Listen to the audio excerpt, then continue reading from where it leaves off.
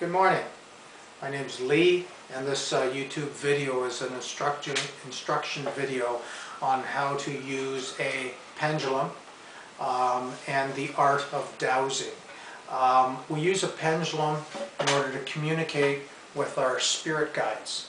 And you know, most people that communicate with spirit guides are psychic.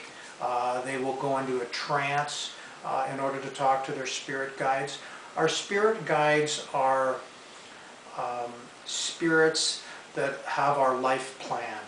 They know exactly why we come to the earth plane and what it is we're to learn here while we're here. So getting in touch and communicating with our guides and getting to know them is a real important part of a lifetime here on the earth plane. And a pendulum is a real easy and consistent way in order to find out what it is that you're here to do. Most people aren't psychic. A lot of people don't meditate, which elevates our level of consciousness, that we are able to actually psychically connect with our guides. So for us that are unable to do that, we have another avenue, and this is the pendulum. This pendulum here is a rose quartz pendulum. It has you'll find pendulums that have different colors, different sizes, different chain lengths. The beads are nothing really that it influences the action of the pendulum. It's more for aesthetics. You'd want at least about 3 inches of chain between where you hold your pendulum and actually the stone itself. With this pendulum, the chain being so long, I take up most of it on my baby finger, and I come up through my thumb and middle finger and hold the pendulum as thus. I also steady my arm on my fist of my other hand in order that my arm doesn't rock and influence the motion of the pendulum. A pendulum is used by clockwise and counterclockwise motions in order to get yes and no answers from our spirit guides. One of the first things we do when we use a pendulum is we find out actually what is our yes answer. So what I'm going to do right now is I'm just going to ask the pendulum to show me my yes answer, and you'll see there now I'm getting a counterclockwise swirl. I just stop that swirl and have it kind of bounce to and fro away from me and towards me, and then I ask the pendulum to show me my no answer, and you can see now that it's going in a clockwise direction. It isn't important which direction it moves as long as you know which way is yes and which way is no. We always ask this question every time we douse. We don't take for granted that because it was today being Monday, it was counterclockwise yes, that on Tuesday or even this afternoon it's going to be counterclockwise yes. In fact, your spirit guides will throw you a curveball, if I can call it that, in order that they will change it on you, just in order that you get into the habit of always checking before you start. So I'm just going to say to this pendulum, show me my yes answer, which is counterclockwise. Now I'm going to ask, may I dowse? We always ask if we can dowse, and I get a yes answer as well, because there are certain times that our guides might not want us to dowse, being maybe the frame of mind we're in. I've sat in front of a window one time where I was having a strong breeze come through, and this could have influenced the pendulum, and I was told specifically no. I felt a breeze come through, I shut the window, and I got a yes. So these are some of the reasons why they wouldn't want us to dowse. So I'm just going to say, may I dowse? Yes. Now one of the other things we do is we always remove any negative energy that might be within this pendulum that this crystal could hold. So I'll do that using my spirit guides. Other people might say run it underwater, hold it in the moonlight. I'm not really sure whether that works or not. I don't know that.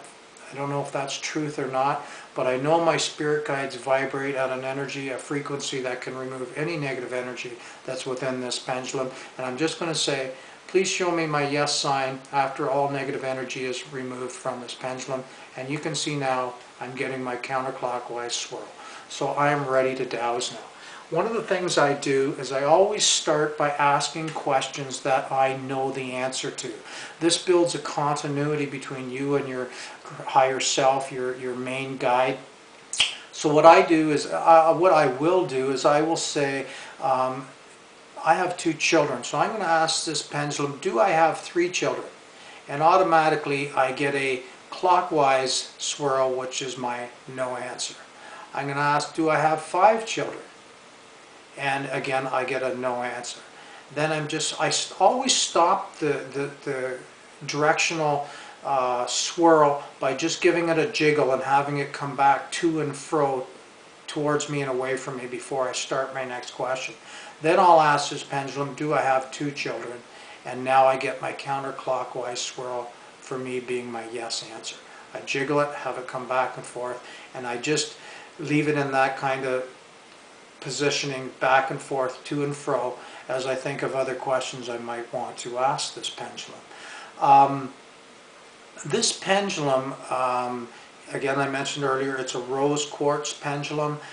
It is pivoting here. On the end of the chain, I have a little eyelet, which is onto another eyelet. They are 2 tangency points that allows the movement of this pendulum. Most pendulums won't have this kind of setup. It'll just have a straight chain, and you will hold them between your fingers like what I would do. Watch that your fingers don't pinch the chain like this, that it makes you a harder deal for your guides to move this back and forth. This is a perfect setup, so if you can get a pendulum that has 2 ringlets and use that as your pivoting point, the tangency, there's such a small area in contact, this is very easily for the guides to move it back and forth. And you can see my guide now is moving it back, showing you just how easy it is for them to move this pendulum in a counterclockwise, giving me a yes sign there. One thing we should talk about is other things that influence a pendulum. Whether you know it or not, there are what we call earthbound spirits. There are different earth energies, and there's actually energies, negative energies, that are thrown forth from electronic equipment and TVs, that sort of thing. So one of the things I do is I anchor my dowsing table in a tube of white light. I create a tube of white light, I anchor that, and I'm sitting in there right at this present time, and this is where I do all my dowsing. On my website I will have a little page on actually anchoring light.